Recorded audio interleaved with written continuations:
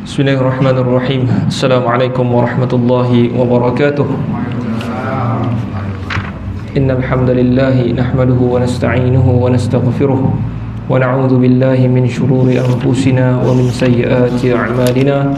May yahdihillahu fala mudilla lahu wa may yudlil fala hadiya lahu. Asyhadu an la ilaha illallah wa asyhadu anna Muhammadan 'abduhu wa rasuluh.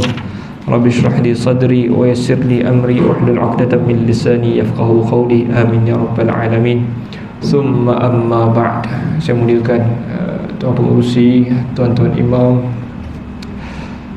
ahli jawatan kuasa surau, tuan-tuan, puan-puan, hadirin hadirat yang dirahmati Allah Subhanahu wa taala sekalian. Apa khabar semua? Alhamdulillah.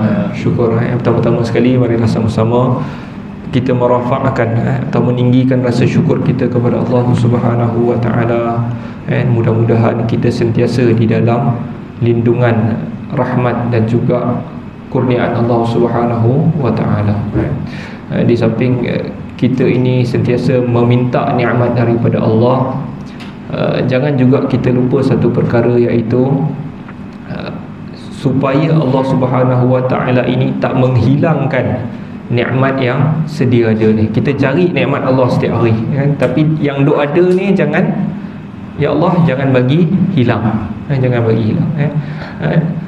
Hadis yang diriwayatkan oleh Abdullah bin Umar, anak Umar bin Al-Khattab, diriwayatkan bahawa antara ataupun minan nabi min doa Rasulullah, di antara doa Nabi sallallahu alaihi wasallam, Nabi yang Rasul selalu baca adalah Allahumma inni a'udzubika min zawali ni'matik.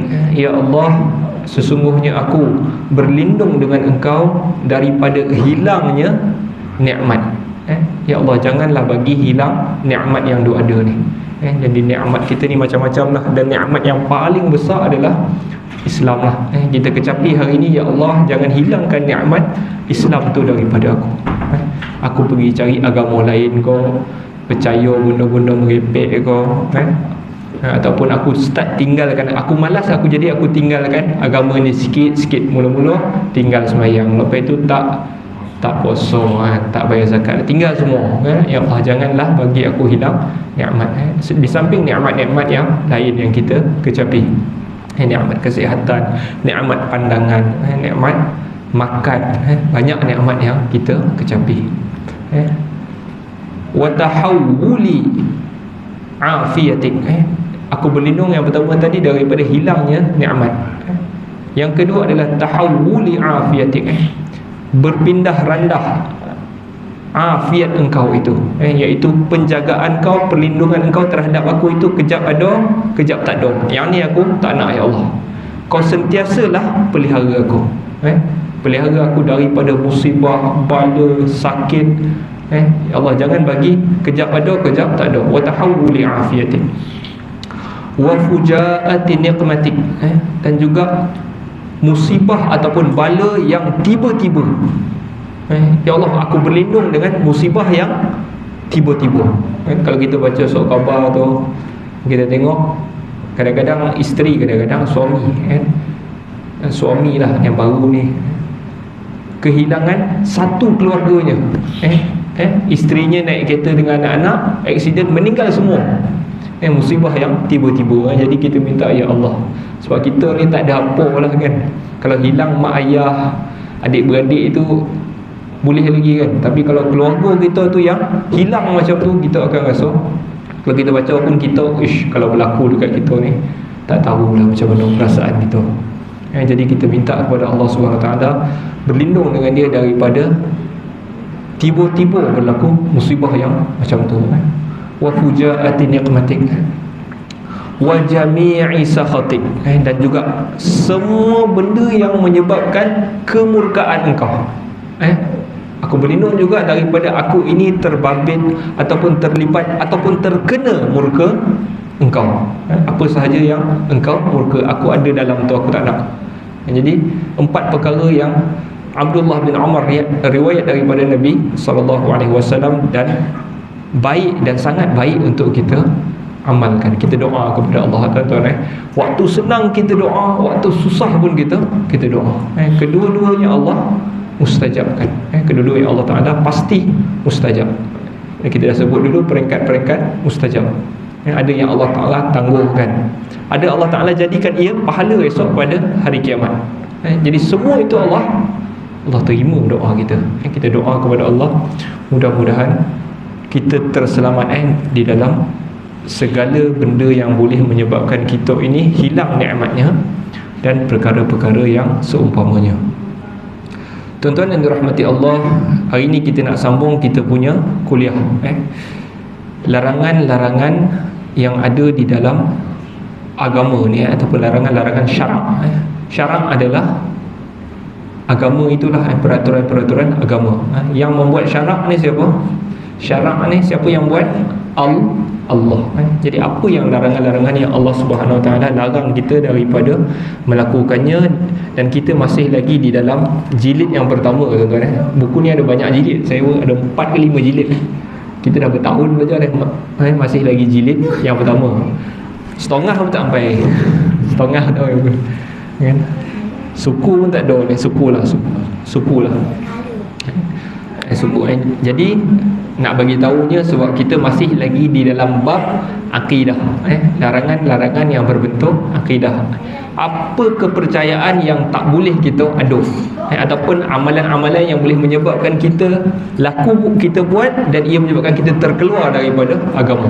Yang pertama dulu kita bincang akidah, kepercayaan kita.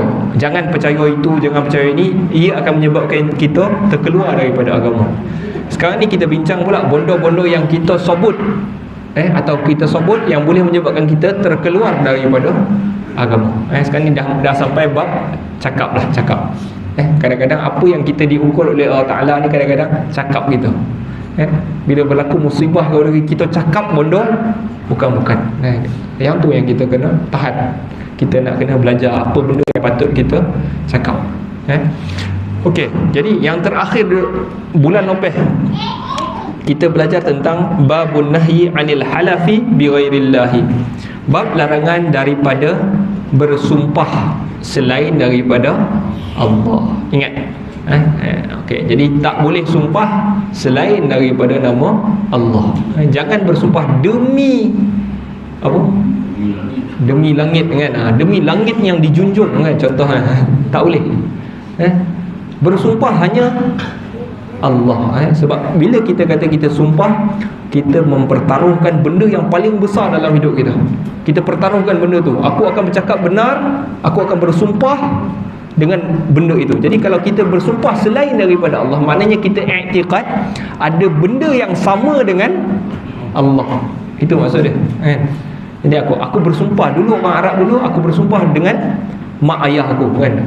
Ayah dia ni mungkin dulu sayyid ataupun tuan kan, tuan. Jadi aku bersumpah dengan ayah aku, sumpah dengan atuk aku dulu. Jadi yang tu tak boleh. Seolah-olah kita mengangkat benda yang sama macam Allah Subhanahu Wa Taala. Jadi tak boleh bersumpah selain daripada Allah Subhanahu Wa Taala. Tapi Allah Subhanahu Wa Taala dia boleh bersumpah dengan apa sahaja sebab dia Tuhan kan. Jadi dia sumpahlah dengan apa yang dia nak sumpah kan. Wal 'asr, demi masa kan.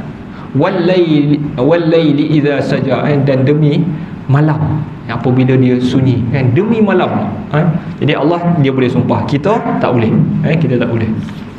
Okey, jadi kita hari ini nak masuk tajuk yang baharu, babun nahyi an qaulin. Bab larangan daripada mengatakan masyaallahu wa syi'ta. Apa yang Allah mahu dan engkau mahu. Bab larangan daripada mengatakan apa yang Allah mahu dan engkau mahu. Okey, jadi sebelum daripada tu, apa yang kita faham? Tak boleh cakap Allah jika Allah mahu ataupun jika Allah dan engkau mahu aku buat. Contoh, kalau Allah itu, kalau itulah kemahuan Allah dan kemahuan engkau, aku buat. Tak boleh cakap macam ni. Sebab apa? Macam selevel pula engkau dengan Allah. Itu maksud dia. Jangan kita apa-apa sahaja yang boleh menyebabkan Allah Ta'ala tu jatuh taraf dia tu. Sebab tu bila sebut nama Allah, Allah Subhanahu wa Ta'ala, maha tinggi, Allahu Azza wa Jal, dia yang paling agung. Jadi jangan buat apa-apa, sebut benda-benda yang menyebabkan taraf Allah, ataupun kita angkat orang tu sama dengan Tuhan Allah Azza wa Jalla. Okey, hadis daripada an Qatilah. Ini adalah hadis daripada Qatilah. Qatilah adalah seorang sahabiat. Jadi ini pun kelebihan juga. Yang riwayat hadis ni biasa kita dengar lelaki, tapi yang ni kali ni riwayatkan hadis adalah perempuan. Qatilah nama dia, Qatilah bintu Saifi. Qatilah bintu Saifi, dia adalah sahabiat. Dia adalah muhajirat, iaitu orang Mekah yang berpindah ke Madinah. Maknanya dia di kalangan orang yang awal masuk Islam. Islam ni paling sikit apabila berada di Mekah. Masuk Madinah, Nabi dah ada negara, dah dapat kerajaan, ramailah, start ramai. Kan kat situlah muncullah golongan-golongan munafik. Bila ramai, banyak mangkuk. Macam itulah, ada munafik. Jadi paling ramai bila Nabi buka kota Mekah balik. Yang tu ratus ribu sahabat masuk Islam. Okey, yang tu ramailah. Maksudnya Islam dah menang waktu buka balik kota Mekah. Okey, tapi dia ni nak bagi tahu dia ni di kalangan yang awal masuk Islam, Qatilah. Okey, jadi peristiwa ini berlaku di Madinah. An Qatilah, daripada Qatilah, dia kata anna yahudiyan ata lin nabi sallallahu alaihi wasallam faqala innakum tusyrikun wa taquluna ma syaa Allah wa syi'ta wa taquluna wal ka'bati fa amarahumun nabi sallallahu alaihi wasallam idza aradu ay yahlifu ay yaqulu wa rabbil ka'bah wa ay yaqulu ma syaa Allah thumma syi'ta. Okey, Qatilah riwayatkan bahawa ada seorang Yahudi, seorang Yahudi. Kalau bila cakap pasal Yahudi ya tuan-tuan, di mana? Di Mekah ke di Madinah? Di Madinah. Yahudi tak ada di Mekah. Di Mekah penyembah berhala. Penyembah berhala. Orang yang ada Nabi duduk tu, Islam mula masuk dengan golongan-golongan penyembah berhala. Okay, bila Nabi berpindah di Madinah, okey, yang ni bercampur. Ada penyembah berhala, ada orang Yahudi, ada orang Nasrani. Nasrani cuma jauh sikit lah, tapi adalah di situ, Yahudi, Nasrani. Jadi yang paling dekat adalah golongan Yahudi yang berada di Madinah. Orang Yahudi datang kepada Nabi SAW,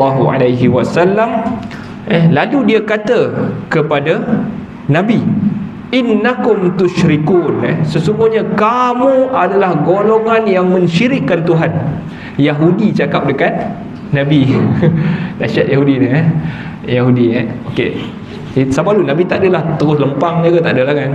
Nabi dengar lah, kenapa kau cakap macam tu kan.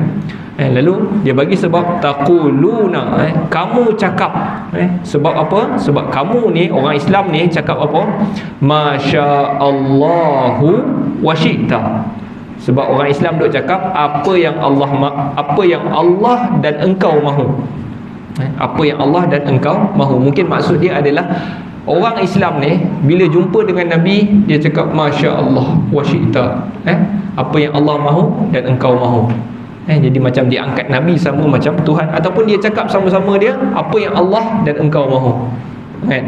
Lalu orang Yahudi yang belajar agama daripada Nabi Musa, maksud agama ini turunan daripada Nabi Musa, dah tahu benda ni tak boleh. Orang Yahudi pun tahu dah benda ni tak boleh. Kemudian dia tambah lagi, wa taquluna wal ka'bah, dan korang pun duk selalu sebut wal ka'bah. Apa maksud wal ka'bah? Wa tu apa? Sumpah. Demi Kaabah, kan? Amalan itu memang orang Arab dahulu memang kalau dia bersumpah, kadang-kadang dia sumpah dengan benda-benda yang dianggap mulia, macam Kaabah, demi Kaabah dia cakap, kan? Jadi orang Yahudi ni dengar orang Islam cakap, dia kata ini benda syirik, kan? Yang ni tak boleh buat patutnya. Dia lupa dia pun syirik juga, tapi dia tahu Allah tak boleh, kita tak boleh cakap samakan apa-apa dengan Allah, ataupun kita bersumpah selain daripada Allah. Ini pengetahuan orang Yahudi, dan pengetahuan ini benar. Wal Kaabah, demi Kaabah. Lalu apabila Nabi dengar benda ni, orang musyrik orang Yahudi ni dia datang, kadang-kadang dia datang bukanlah nak tegur orang Islam sangat, tak. Tapi apa tujuan dia datang? Dia nak pelekehkan Nabi dia nak selekeh, ini orang ni, apa korang ni, korang golongan syirik je. Dia macam tu lah, dia nak perlekehkan orang Islam sebenarnya. Lalu apabila Nabi dengar dan Nabi tak marah dia, Nabi biar. Kemudian Nabi pesan kepada para sahabat, idza aradu ay yahlifu, apabila kamu semua apabila kamu mahu bukan kamu ni, apabila mahu seseorang daripada kamu bersumpah, hendaklah dia berkata warabbil Ka'bah, demi Tuhan Kaabah. Nabi tak tukar lafaz tu. Orang masa tu duk sebut wal Kaabah, demi Kaabah, demi Kaabah. Kalau dia nak bersumpah tu demi Kaabah, Nabi kata lepas ni jangan sebut demi Kaabah, sebutlah demi Tuhan Kaabah. Betul lah maksud dia Allah lah kan, demi Tuhan Kaabah. Jangan sebut lagi demi Kaabah, demi Tuhan Kaabah. Yang kedua, wa ayyaqulu ma sya'allahu summa syi'ta. Dan juga apabila kau orang nak cakap apa yang Allah mahu tu, jangan kata apa yang Allah mahu dan engkau mahu, jangan cakap macam tu, tetapi katalah apa yang Allah mahu kemudian apa yang engkau mahu. Kalau bos datang jumpa kita tu kan, kau kena buat ni contoh kan, kita pun cakaplah apa yang Allah dan engkau mahu. Itu jangan cakap itu, cakaplah apa yang Allah mahu kemudian engkau mahu. Baru kita betul. Jangan samakan Allah dengan apa-apa pun. Masya-Allahu summa syi'ta. Dan ini juga benda yang kita boleh baca. Nabi ni apabila dia nak betulkan orang, dia tak buang terus perkataan orang tu, cuma dia perbaiki sikit. Perbaiki sikit. Daripada sebut Kaabah, sebut tambah sikit Tuhan Kaabah. Demi Tuhan Kaabah, maksud dia samalah, iaitu Allah. Apa dalam surah tu? Li'ila fi Quraisy ila fihim rihlatash syita'i was-sayf falyabudu rabb hadzal bait. Sembahlah Tuhan rumah ini. Rumah tu apa? Kaabah lah. Jadi Tuhan adalah Tuhan Kaabah juga. Okey, itu hadis yang pertama. Tajuk ni, jangan samakan Allah, apa yang Allah dan engkau mahu. Nabi tegur para sahabat selepas orang Yahudi tegur dia. Hadis yang kedua, an Ibni Abbas, daripada Ibnu Abbas. Siapa Ibnu Abbas tuan-tuan?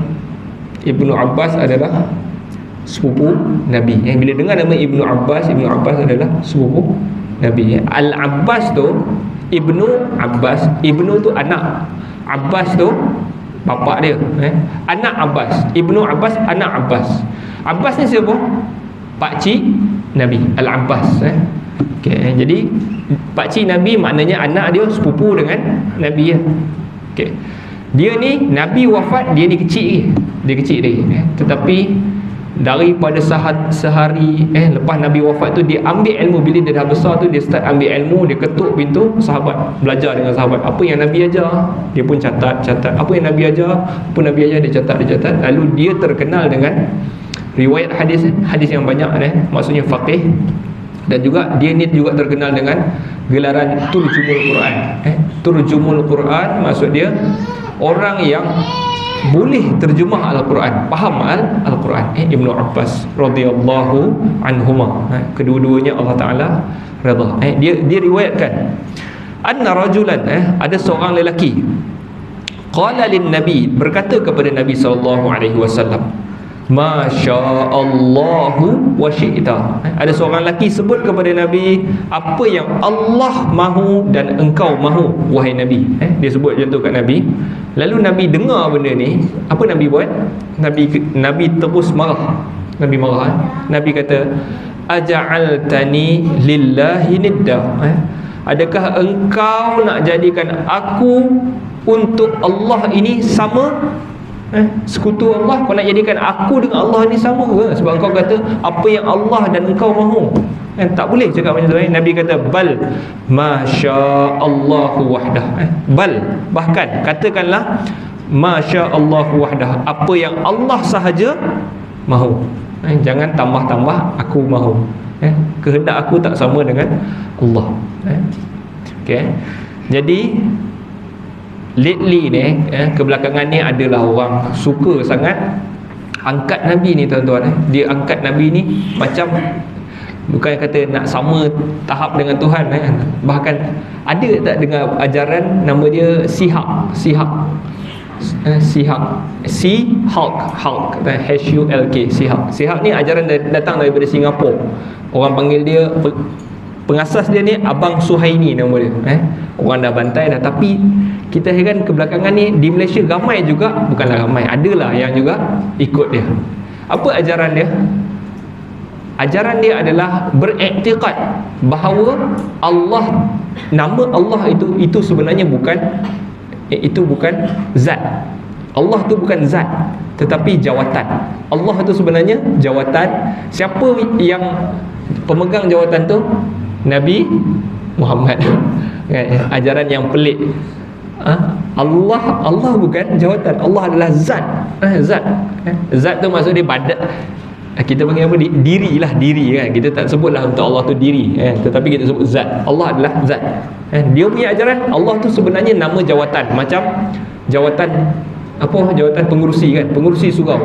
Allah tu macam pengurusi. Siapa yang isi jawatan tu? Muhammad. Jadi ini adalah ajaran sesat, dan dia orang zahirkan apa yang dia orang belajar ni. Dia orang tunjuk pengikut-pengikut ini ramai yang buat video bagi tahu kami berintikad Allah itu adalah jawatan, Muhammad adalah Allah sebenarnya. Ini nak angkat Nabi lebih daripada Allah SWT. Apa lagi dia punya iktikad? Iktikad dia, Nabi, dia orang sebut Nabi tidak ada kemaluan. Iktikad dia Nabi tak ada kemaluan. Sebab dia nak beritahu Tuhan kan tak boleh lelaki, tak boleh perempuan. Jadi Nabi tak ada kemaluan. Jadi kita pun nak tanya, Fatimah tu anak siapa? Anak Nabi kan ramai 7 orang. Jadi siapa tu siapa kan? Jadi cuba nak angkat Nabi lebih daripada yang sepatutnya. Dan benda ni, ajaran ni memang ada. Yang angkat, cuba nak angkat Nabi lebih daripada hadnya. Sebab tu Nabi SAW sebut apa? La taturuni kama ataratin Nasara Isa bin Maryam. Jangan kau lebih-lebih sangat melampau ke atas aku ni seperti mana melampaunya orang-orang Al-Masih, orang-orang Nasara kepada Isa bin Maryam. Orang-orang Kristian dia lebih-lebih sangat untuk angkat Isa bin Maryam. Jadi macam tu lah. Lama-lama, mula-mula Isa ni hebat, boleh sembuhkan penyakit, dia ni orang soleh. Lama-lama jadi Tuhan terus. Macam itulah apa yang nak berlaku kepada Nabi Muhammad SAW. Tetapi ajaran ni macam bodoh sikit lah kan? Ini versi bodoh lah. Kalau kita terikut tu bodoh lah kita. Kan? Dia boleh claim sebab dia mungkin boleh yakinkan orang ramai, tetapi kalau kita ikut bodoh lah kita. Ada satu lagi versi yang memang macam tersembunyi, versi yang tersembunyi untuk angkat Nabi Muhammad ni, yang saya sebut dulu dipanggil sebagai Nur Muhammad. Yang ni versi tersembunyi. Yang ni mungkin orang tak perasan sangat, tetapi tujuan dia nak angkat lebih daripada hadnya. Apa yang pertama Allah Ta'ala cipta, ajaran ni ajar Nur Muhammad. Yang ni salah. Apa yang pertama Allah Ta'ala cipta ini sama ada kalam, pen. Itu betul sebab ada hadis. Apa yang pertama Allah Ta'ala cipta? Arash. Mungkin betul. Mungkin Allah Ta'ala cipta, ada juga hadis, air. Itu yang benda yang betul. Bukan Nur Muhammad. Okey. Okey tuan-tuan, jadi jangan kita apa sahaja yang mengangkat Nabi ni lebih daripada hadnya, kita tinggalkan. Kita jangan terus percaya. Okey, itu hadis yang kedua.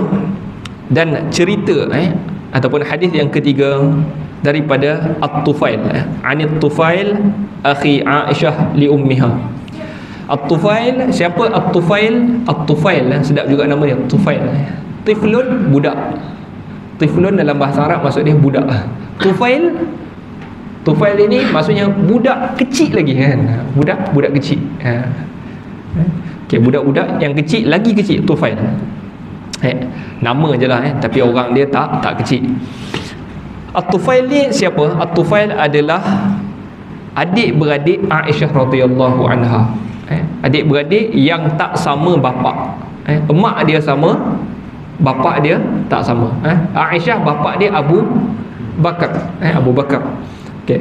Tufail ni bapa dia nama dia Abdullah bin Al-Haris As-Sakhbarah. Abdullah bin Al-Haris As-Sakhbarah. Apabila dia ni meninggal, Abu Bakar pinang mak dia, lalu barulah lahir Aisyah. Okey. Tufail ni cerita bahawa satu hari dia mimpi, seolah-olah aku ini datang kepada satu kumpulan Yahudi. Dia mimpi, aku datang kepada sekumpulan Yahudi, nafarin minal yahud ala nafarin minal nafar. Kumpulan ni maksud kat sini mungkin dalam 3 ke 9 orang, sebab dia guna perkataan nafar. Jadi aku berjumpa dengan satu kumpulan orang Yahudi, lebih kurang 3 ke 9 orang. Lalu aku pun cakap kepada mereka, mimpi aku ni lah, aku jumpa dia orang, aku cakap kepada dia orang, innakum la antumul qaum laula annakum taquluna lana Uzair ibn Allah. Okey, kamulah golongan ni. Dia cakap, dia mimpi, Tufail dia mimpi, dia cakap kepada Yahudi, apa, sesungguhnya kamulah kaum yang kamu ni bercakap kepada kami Uzair anak Allah. Yahudi ni ada banyak bahagian lah. Salah satu bahagian dalam golongan Yahudi tu yang dekat dengan Arab ni, Yahudi ni banyak ada yang tak beriktikad macam ni, tetapi ada yang dekat dengan Arab ni beriktikad bahawa Uzair anak Allah. Uzair anak Allah. Uzair ni siapa? Uzair ni ada kata dia nabi, ataupun dia ni orang soleh di kalangan mereka, maksudnya baiklah. Lalu tiba-tiba dia orang angkat Uzair ni baik sangat, dia ni jadi anak Allah, jadi Tufail ni bagi tahu, dia mimpi, dia cakap dekat golongan Yahudi ni, korang lah yang duk cakap Uzair anak Allah. Lepas tu Yahudi tu balas balik dekat dia, korang pun sama, wa antum, korang pun sama, korang lah kaum yang cakap Masya Allahu wa sya'a Muhammad, apa yang Allah dan Muhammad mahu, dia pula sound kita, kau pun sama, kau cakap apa yang Allah dan Muhammad mahu. Kemudian dia kata, dia mimpi lagi, dia pergi kepada sekumpulan orang Nasara, orang-orang Kristian. Kemudian dia cakap kepada orang Kristian itu, koranglah kaum yang bercakap Al-Masih Ibnullah. Al-Masih maksud dia Christ. Al-Masih maksud dia sapu sebenarnya. Apa maksud sapu tu? Sapu itu dinamakan kepada Nabi Isa. Kenapa dinamakan kepada Nabi Isa? Sebab Nabi Isa antara mukjizat dia adalah apabila dia sentuh je orang itu sembuh daripada penyakit. Al-Masih dia sapu, kalau orang tu buta, hilang buta dia. Akmah, hilang buta dia. Kalau dia ada penyakit sopak, sapu, hilang. Itu mukjizat dengan izin Allah, dengan izin Allah, Al-Masih. Dan dinamakan juga Al-Masih sapu sebab dia datang untuk menyapu segala kekufuran. Esok pada hari akhirat dia akan datang dan dia akan bunuh Dajjal. Dajjal bawa orang daripada Islam jadi kufur. Dajjal. Sebab tu kita apabila kita doa pada tahiyat akhir itu minta lindung daripada Dajjal. Sebab Dajjal ini adalah musibah. Kalau kita jumpa dia adalah musibah yang paling besar dalam hidup kita. Sebab apa? Dia akan tukar agama kita. Dia akan tukar. Sampai kita percaya engkau lah Tuhan, kita akan percaya. Nabi kata minta lindung daripada muslihat Dajjal, fitnah Dajjal. Okey, kita cerita pasal apa tadi? Dia jumpa dengan golongan Kristian, lalu dia cakap, engkau lah golongan yang kata Isa itu anak Allah. Lalu orang-orang Kristian ini balas balik kepada dia, engkau orang juga kaum yang selalu cakap apa yang Allah dan juga apa yang Allah mahu dan juga Muhammad mahu. Korang lah juga sama juga. Kami kata macam tu, kau pun sama juga, samakan Allah. Falamma asbahtu, apabila bangkit pagi, aku pun bagi tahu kepada siapa yang telah aku bagi tahu. Tufail ni kata bangkit je, aku adalah bagi tahu beberapa orang. Maksud dia kat situ. Kemudian dia datang kepada Nabi, lalu dia pun lepas dia bagi tahu beberapa orang tu, dia pun jumpa Nabi dan dia bagi tahu apa yang dia mimpi semalam. Lalu Nabi tanya kepada dia, hal akhbarta biha ahada, ada tak engkau cerita dengan siapa-siapa lagi sebelum kau datang jumpa dengan aku ni? Tufail pun kata, na'am, ya, aku ada cerita. Fahamidallahu wa asna alaihi. Kemudian Nabi pun memuji Allah dan mengulang pujiannya itu. Kemudian dia kata, amma ba'du. Dia bangkit dan dia cakap lah dalam khutbah. Nabi SAW ni, khutbah ni, kita kalau faham khutbah ni, khutbah Jumaat lah kan. Nabi dalam masjid selalu bangkit, tiba-tiba dia bagi khutbah. Maksudnya dia cakap tu macam ni lah. Maksudnya, tapi Nabi zaman dulu dirilah, tak adalah kursi, meja macam ni kan. Tu cakap dan berdiri. Nabi sebut, amma ba'du. Fa inna Tufailan ra'a ru'ya fa akhbara biha man akhbara minkum. Sesungguhnya Tufail malam tadi ada mimpi, kemudian dia dah bagi tahu beberapa orang di kalangan kamu. Wa innakum qultum kalimatan yamna'uni kadza wa kadza. Kamu telah mengatakan perkataan yang telah menghalang aku ini dan ini, yang aku halang kamu daripadanya. Lalu Nabi pesan, jangan kamu semua sebut masya-Allahu wa sya'a Muhammad. Jangan kamu sebut apa yang Allah dan Muhammad mahu. Jangan cakap macam tu lagi. Walakin qulu, tetapi katakanlah masya-Allahu wahdah. Katakanlah apa yang Allah satu-satunya mahu. Wahdah, Allah sahaja yang mahu. Jangan cakap lagi apa yang Allah dan Muhammad. Tuan-tuan, kita bila ada orang besar di kalangan kita, kita sentiasa kita nak bersama dengan dia, dan kita kadang-kadang angkat dia lebih, angkat dia. Hatta Nabi pun tak bagi. Masya-Allah wahdah. Okey, jadi itu adalah beberapa hadis yang nak menunjukkan jangan kita samakan apa-apa sahaja dengan Allah Subhanahu Wa Taala, hatta dari segi ayat kita pun. Jangan kita kata dengan izin Allah, dan juga orang-orang suruh kita apa, kita nak pergi umrah contohnya kan, kita nak pergi umrah, kalau Allah izinkan dan kau izinkan juga aku punya duit kau contohnya kan, kita samakan izinan Allah dengan izinan dia tu. Jadi kita jangan kita samakan. Ada 3 hadis yang kita sebut tadi, kesemuanya melarang. Hatta orang Nabi pun tak boleh, apatah lagi orang. Nabi pun Nabi tak bagi. Okey, habis tajuk itu, larangan mengatakan apa yang Allah dan engkau mahu. Hatta engkau itu Muhammad pun sallallahu alaihi wasallam pun tak boleh. Baik. Sebab kita masuk yang terakhir, ada 10 minit lagi sebelum Isyak. Babun nahyi an sabbid dahr. Bab larangan daripada mencerca masa. Bab larangan mencerca masa. Ni dah start cakap dah ni, cakap-cakap kita ni. Cakap kita jaga-jaga tuan-tuan. Bab larangan daripada mencerca masa.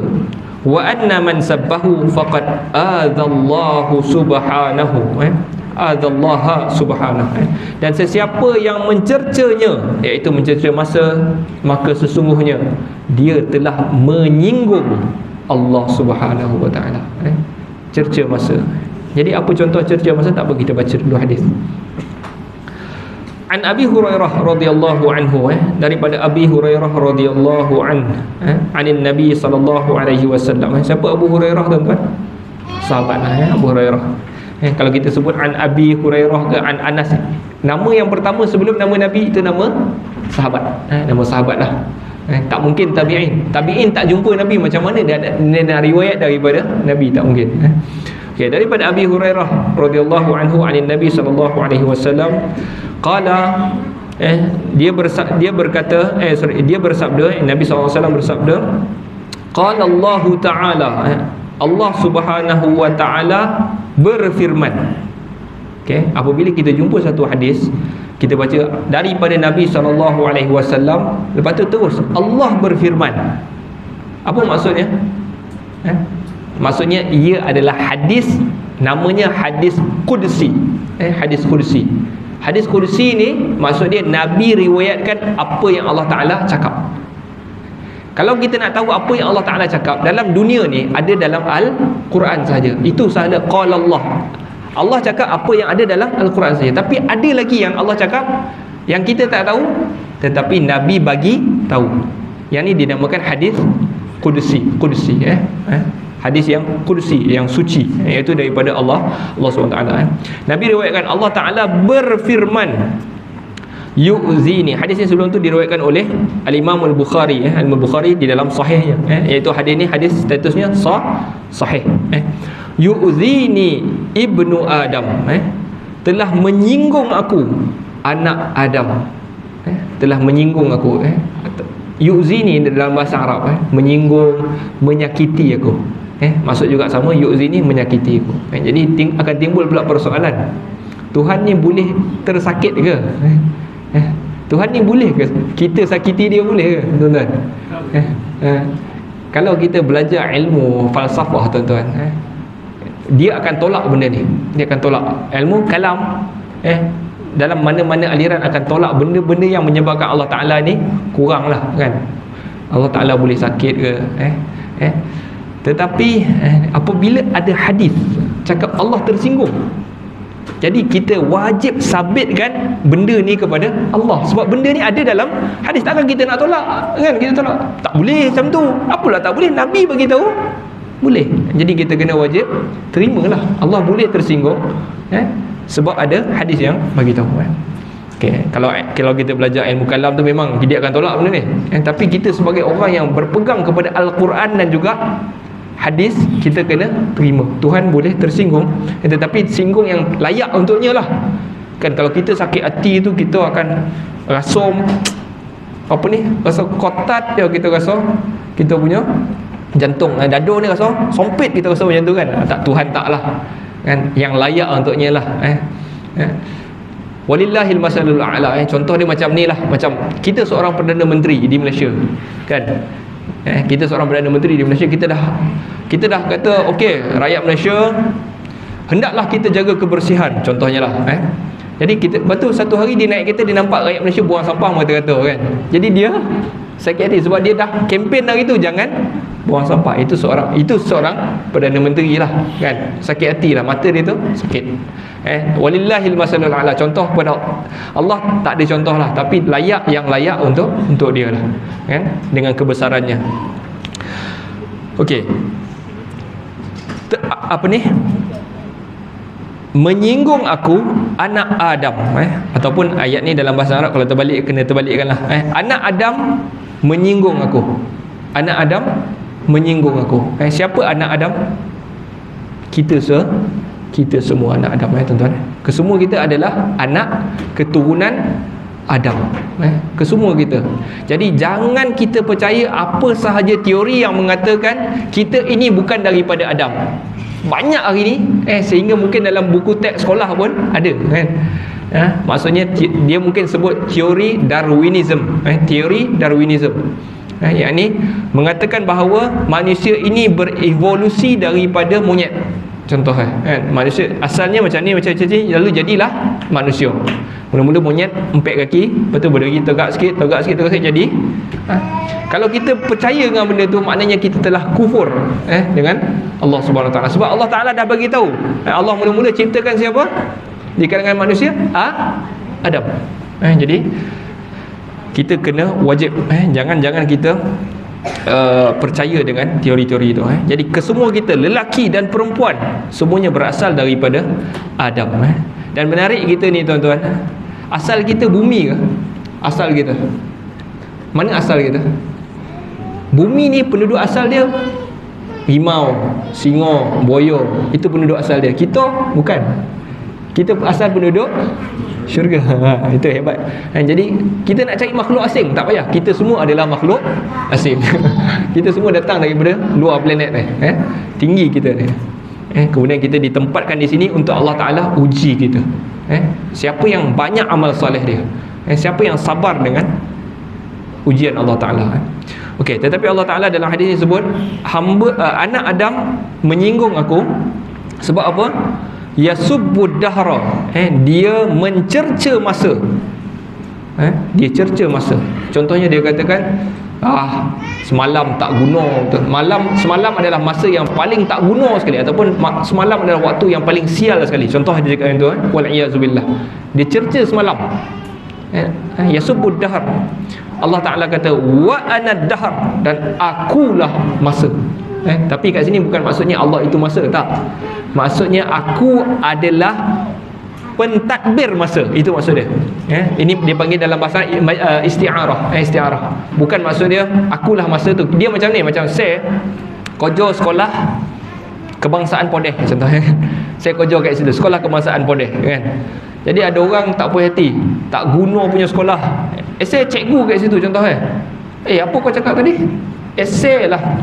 Sekolah tu sel lah kan, macam tu lah maksud dia. Jadi bukanlah sel sekolah tu kan. Sel adalah salah seorang yang menguruskan sekolah tu. Wa anaddar. Jadi ada manusia yang cerca masa Allah marah, Allah kata itu benda yang menyakiti aku sebab akulah pengurus masa. Wa ana ad-dahr, akulah pengurus masa. Uqallibul laila wan nahar, akulah yang membolak-balikkan malam dan juga siang. Waktu ni adalah waktu yang aku yang tentukan. Jangan kau kata waktu ni tak guna, malam ni sial, siang ni tak guna. Jangan. Masa itu pentadbirnya siapa? Allah Subhanahu wa taala. Dalam riwayat yang lain juga diriwayatkan oleh Imam Muslim. Yang tadi riwayat Al-Imam Al-Bukhari dalam sahihnya, yang kedua adalah riwayat Al-Imam Muslim di dalam sahihnya juga, wa fi riwayatin la tasubbud dahra, jangan engkau cerca masa. Fa innallaha huwad dahr, sesungguhnya Allah huwad dahr, Allah lah masa. Tapi yang ni dipanggil majas. Yang dia, bukan Allah itu masa, Allah adalah pentadbir masa. Itu jelas. Kita bukan nak tapi dia di dalam siap. Dalam ayat maksudnya tak mungkinlah Allah tu masa. Allah adalah pentadbir masa tu. Wallahu ta'ala alam, tuan-tuan. Jadi hari ni kalau kita cukuplah dua topik ni. Yang pertama tadi apa tajuk dia? Jangan kata apa yang Allah mahu dan engkau mahu. Yang kedua, jangan sebut apa? Jangan caci masa. La tasubbud dahr, jangan kita caci masa. Waktu ni sebab Allah adalah pentadbir masa.